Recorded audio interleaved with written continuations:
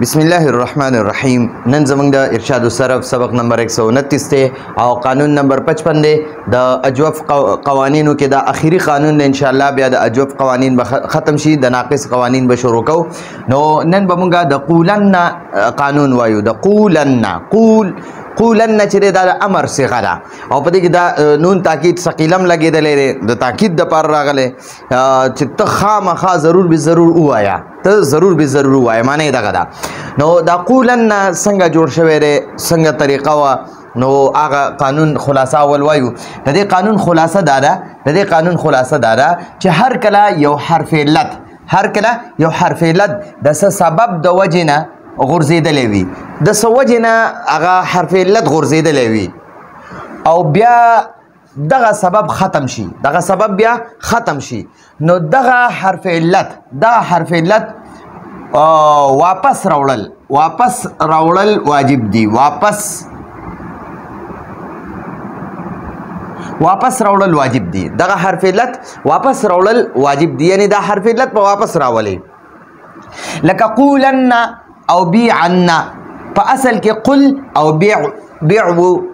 قل د امر صيغه ده، قل معنا ده ته وایا او بیع معنا ده ته خرڅ کا. ٹھیک شو؟ دا عموم د امر صيغه ده. نو اوس په مونږه د دې قولن او بیعنا تعلیل کو. خو اول وګورئ دا قل نه ده، قل دا د تقول صيغه نه جوړیږي. د تقول دا تقول معنا ده ته وې یا به وې. اوس چې ته دنه امر جوړې کنه امر، نو اول به حرف علت ختم، دا فعل مضارع علامت مضارع ختم کی. ٹھیک شو؟ او دا اخیری حرف به ساکن کی. نو ګورئ مونږ سره اوس التقاء ساکنین شو، واو حرف علت او لام ساکن، دا دوانه ساکن دي، دو ساکنین را سره یوځای شو. نو دا اول حرف علت د دې امر د صيغې جوړېدو د وجنه یا د التقاء ساکنین د وجنه دو ساکن یوځای شو، نو حرف علت پکې کمزور وي، دا به لري کې. نو د قول په ځای باندې موږ سره پاتې شي قل. دا قل موږ سره د تقول نه جوړ شوی دی. ګوره دا اول تقول دا د فعل مضارع حاضر مذکر صيغه ده. دا تقول نه موږ سره قول شو، علامت مضارع ختم کړه. ٹھیک شو؟ دا علامت مضارع ختم کړه او د لام چې کوم دا ضمه ده نو دام ختم کړه، نو لام هم ساکن شو. دلته لام او واو دوانه ساکن یو ځای رالل. وګورئ دا التقاء ساکنین شو، دا دو ساکنین یو ځای شو. نو دا دی کې دا اول نمبر واو دی، دا واو حرف علت دی. واو ٹھیک شو؟ واو حرف علت نو دا حرف علت کمزور وي. چې کله دوا ساکن یوځای شي او کم پکې کمزور وي کنه، واو حرف علت او یا حرف علت او الف حرف علت، نو دا درې حرف علت دي، دا کمزوري دي، ضعیف. نو دا به بیا کټ کې، دا حرف علت به بیا ختمه په دوه التقاء ساکنینو کې. ٹھیک شو؟ نو اوس موږ سره د تقولنا قول شو او بیا د قول نه را سره قل شو. قل وګورئ دا دوا التقاء ساکنین راغلل، دا یو واو هم ختم کو. نو موږ سره قاف ضمه والا پاتې شو، لام ساکن پاتې شو، نو قل را سره پاتې شو. اوس دا قل نه دی، قل دا خو د التقاء ساکنین د وجې د حرف علت غورځېدلی و کنه.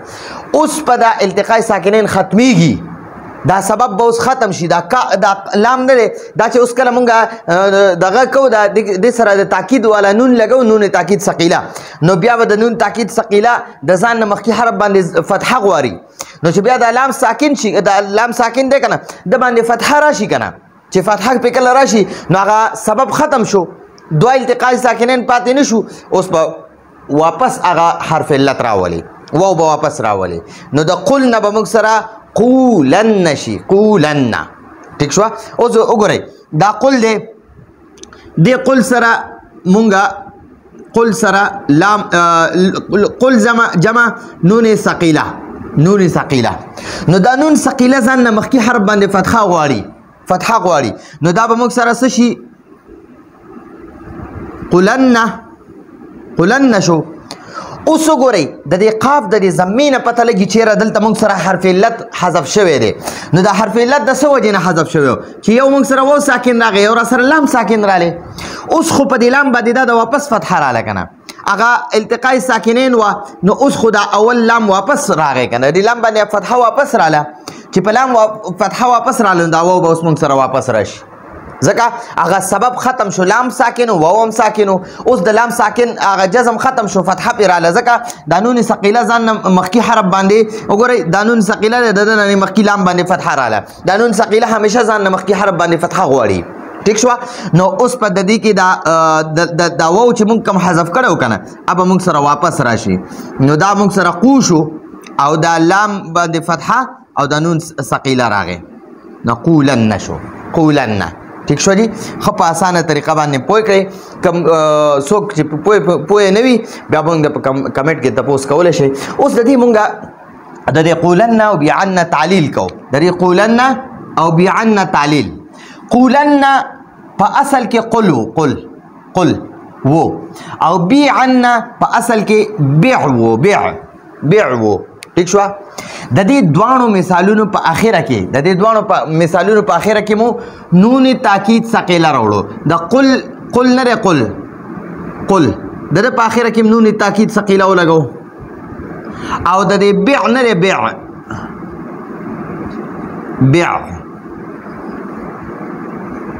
بیع جمع نون تاکید ثقيله د دوانو په اخره کې نون تاکید ثقيله ولګو ٹھیک شو جی ها اوس سوي او د دې نون تاکید ثقيله نامو د نون تاکید ثقيله نه مخکي حرف مو مبني بر فتحه کړو یعنی مبني بر فتحه مطلب دا دی چې د نون تاکید ثقيله نه مخکي حرف لبا زبر ورکي دی لبا زبر ورکي نو دا قل جمع نون ثقيله نو دا به موږ سره شي قلن او دا بیع نه بیع دی نه به موږ سره شي بیعنا ګوره دا نون تاکید ثقيله چې کنه دا عین چې کم ساکن دی د باندې په فتحه راشي بیعنا شو ټیک شو جی اوس دا قولن نه قولن اوس درته مخکې خبره کوي نو قولن او بیعنا شو دا ګوره مونږه دغه چې ولګو نو قولن او بیعنا شو بیا مو هغه واو په قل کې واو حذف کړو نو هغه راوستو او په بیعنا کې یا حذف کړو هغه راوست چې د التقاء ساکنین د وجه غرزیدلی وو واپس مراوستل نو قولن او بیعنا شو نو دا قولن چې کنه دا موږ سره قولن شو قولن او دا بیعنا چې کنه بیعنا دا موږ سره بیعنا شو بیعنا ځکه په دې بیعنا نمونږه مخکې یا حذف کړی و او دا یا ته ولې حذف شوی و نو دا د التقاء ساکنین د وجې نه حذف شوی و ٹھیک شو نو دا زمونږ سره د دې نن ورځې قانون د قولن او بیعنا قانون نو دا په دې کې مونږ دا تعلیل مو کو دا قولن په اصل کې قلو او بیعنا په اصل کې بیعو او دا قل چې دی کنه دا په اصل کې تقولو دا ما مخکې حل کړه ٹھیک شو نو دا مونږ بیا د دې نه مونږ قل څنګه جوړ کو او نو دغه او دا بیعنا دا په اصل کې تبیعو دا غم لګون ته کې ځکه ګورئ تبیعو